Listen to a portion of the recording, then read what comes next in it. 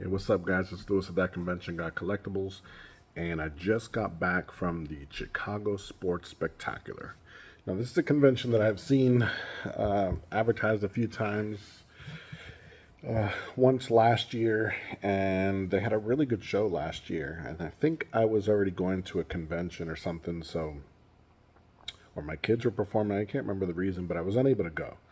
And so this year I was really looking forward to it, and I paid attention and kept waiting for the tickets to go on sale.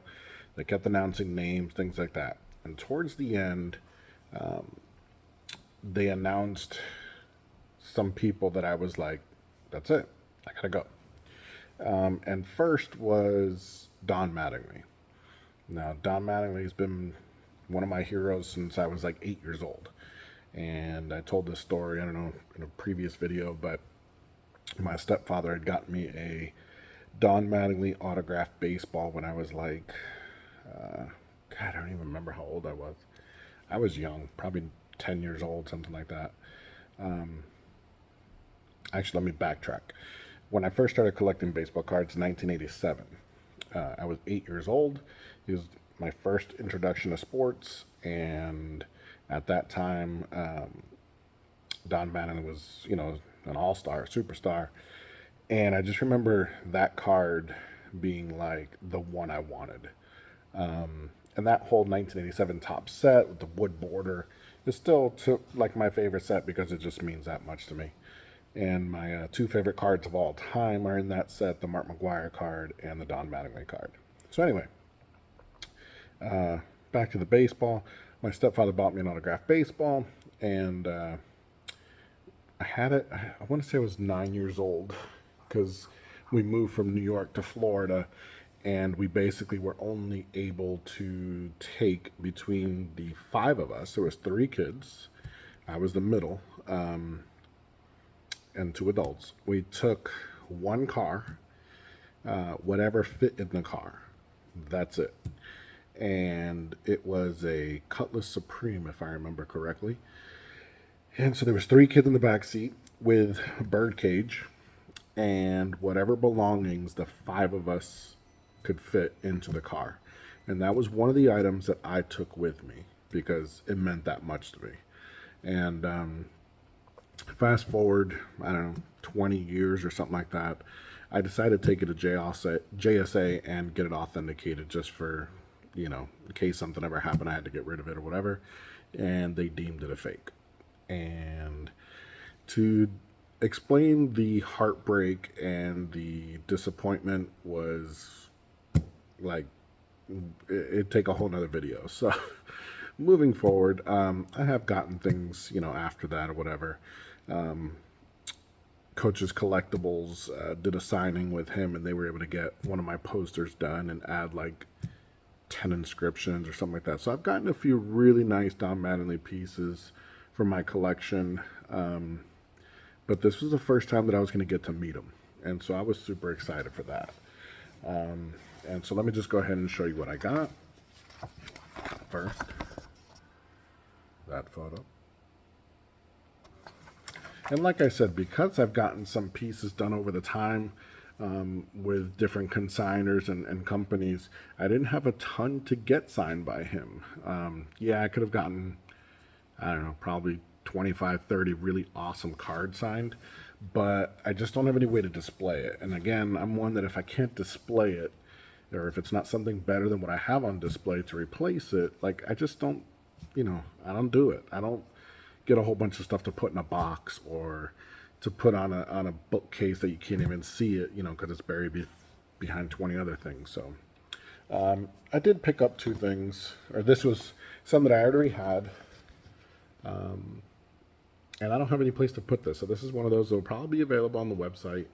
And I really only bought it, the autograph ticket, really so I could talk to him and, tell him my story and tell him how much he meant to me. So that one was just kind of a bonus.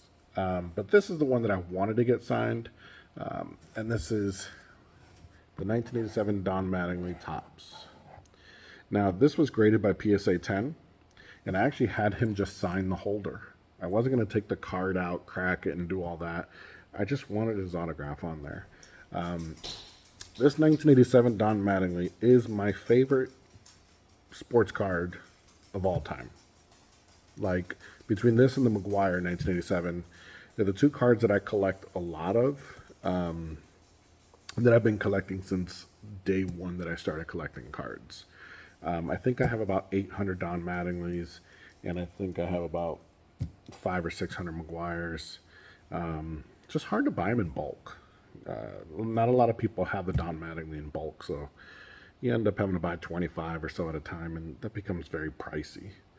But anyway, so I got him to sign that.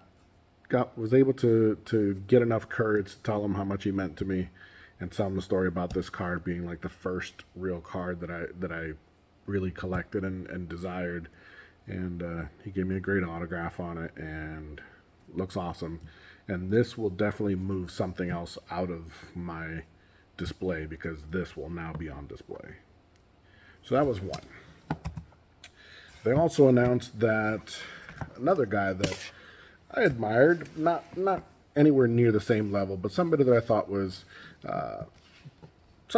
cool, and that was Brett Favre.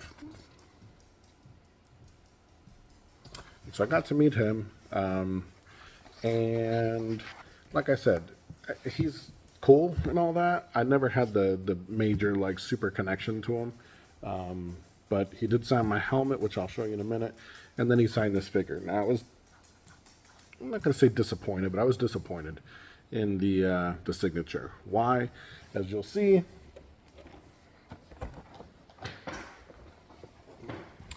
this is a 4-pack figure I got a couple weeks ago, just for this signing.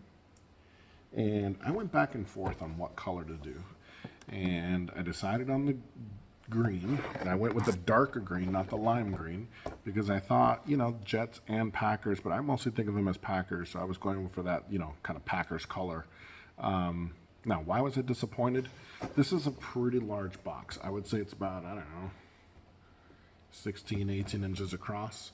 And as you see there, the signature is so small. I wanted him to just, go across the whole thing. I paid extra to have the gunslinger inscription, and even that is just so small. It is what it is.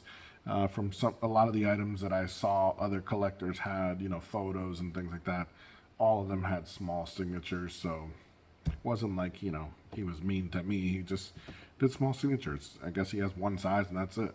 But it would have been cool if he had done, a massive signature on this and really stretched it across. I think it would have made this piece look friggin' awesome. It's cool as it is, but it could have been a lot better. Moving on. The last person that they announced for me was right there with Don Mattingly.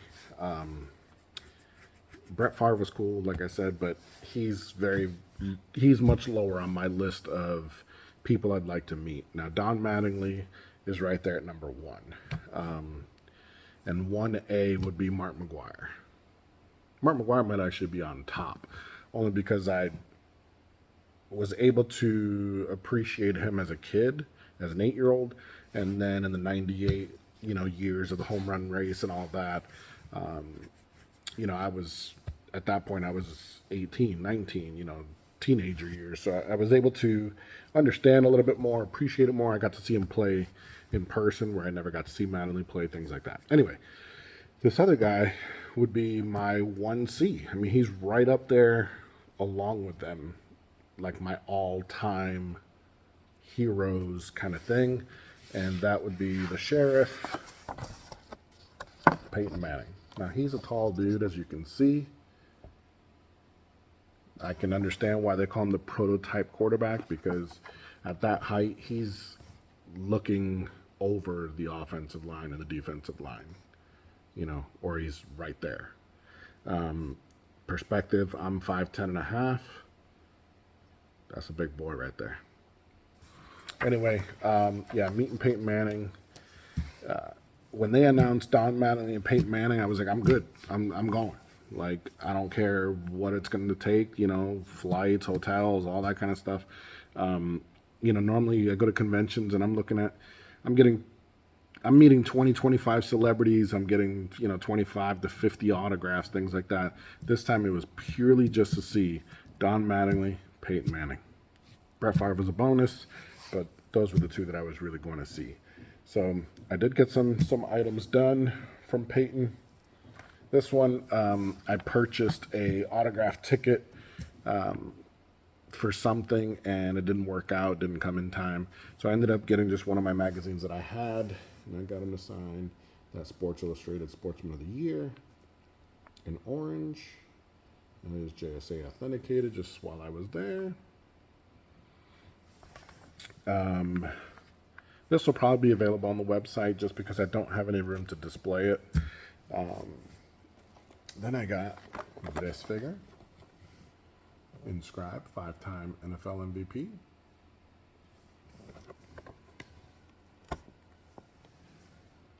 So that was pretty cool.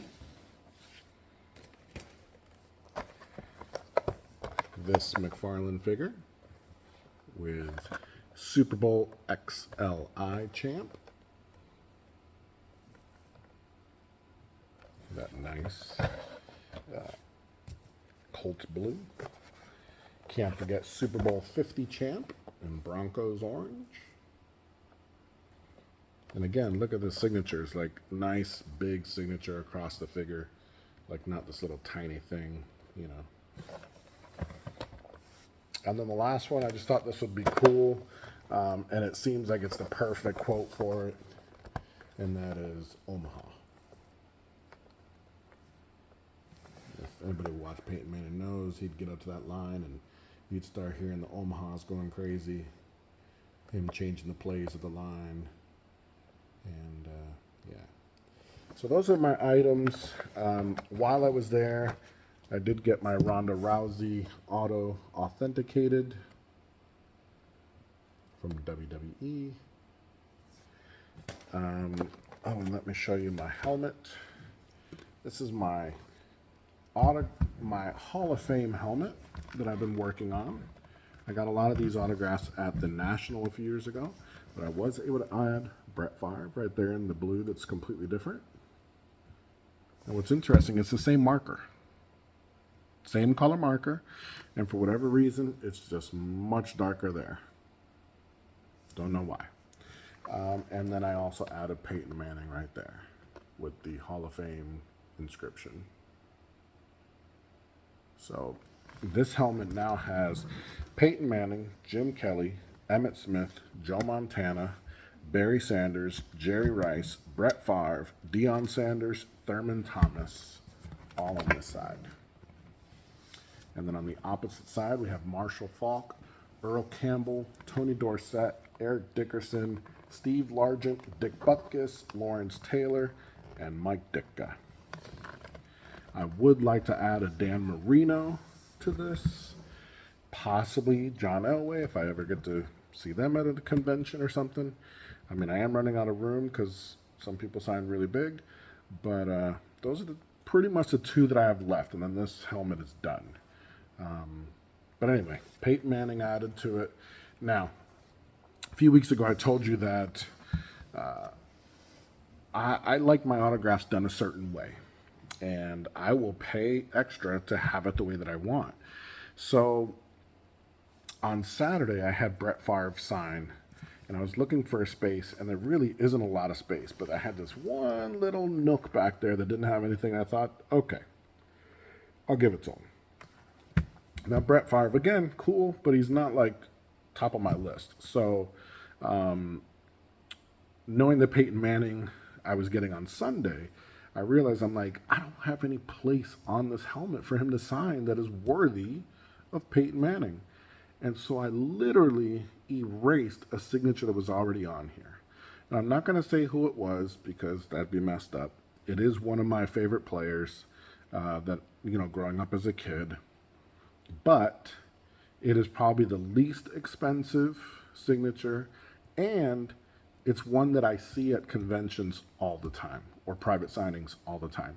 So I thought, worst case, I'll send it into one of my favorite consigners, and they'll get it signed again by that player put in perspective, Peyton Manning autograph is a $500 autograph.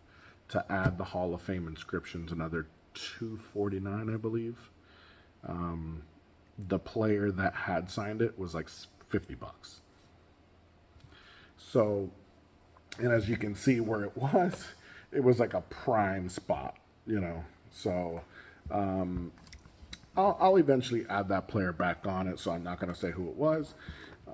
He is one of my favorites, so I felt horrible, but at the same time, it was like I only get one shot with Peyton Manning, and I didn't want to risk not being in a good spot. So there you go. So that was it. It was a good convention. I was expecting it to be similar to the National, especially with those big names, and there was some other big names as well.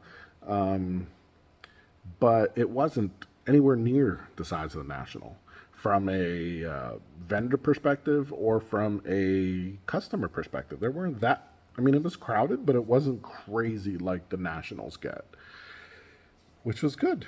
Got to, shop around and things like that. I was looking for some specific things. I was looking for a 33 Gaudi, number 144 Babe Ruth. And in the entire show, I saw maybe 4 or 5. Prices were much higher than comps. And I've heard some people say, oh, don't complain about comps, blah, blah, blah. And I'm not one to necessarily always go by comps. I go with, like, what do I want? Like, how bad do I want it? But at the same time, I try not to be stupid. If the comps are saying it's worth somewhere around 8,000 and somebody has a price at 14, like that's crazy. And I know that not every card is the same, the centering and this, that, and the other, everybody's, eye appeal is different, but still an $8,000 comp to $14,000 is a little crazy, especially when you can get the next grade up for like 11,000 and then the next grade up for like 13, 14. It's hard to then comp the PSA 1 at 14,000. There was a few Mickey Mantle rookies, that 1952 Topps, which has always been a dream card of mine. I just couldn't do it. You're looking at PSA 1s at 30 grand, 40 grand, and I was just like, I can't. Years ago, I wanted that card. And PSA 1s were still around 10,000. And I tried to convince my wife. I thought it was a good investment. One of those cards that's iconic and wouldn't go down. But we had been burned a few times on some investment cards that I've done. And so we didn't do it. It was just too much to spend at the time. I think up until that point, the most I had ever spent was like $1,000, and that was for like 4 cards or 5 cards. So to spend 10,000 on one was crazy. So we didn't do it. And now that same card is like 35, 40,000. So now it's pretty much like if it was too expensive for me to spend at 10, what are the chances I'm going to spend 35, 40, I got to win the lottery or something, and I don't play, so I don't know how that's going to work, but yeah, probably a card I'll never own, but we'll see. You never know. Maybe I'll get lucky. But anyway, that was my haul from Chicago. I ended up buying just a few Shaq cards that I found in a $1 box and things like that. Again, the pricing was really, really high on some of the things. I saw one Mark McGwire card I liked. It was a bat knob auto, and they wanted 5,000. Now, I just bought a bat knob auto on eBay for like 1,400. Again, comps. Like, I would have gone more than 1,400, but I'm not going to 5,000.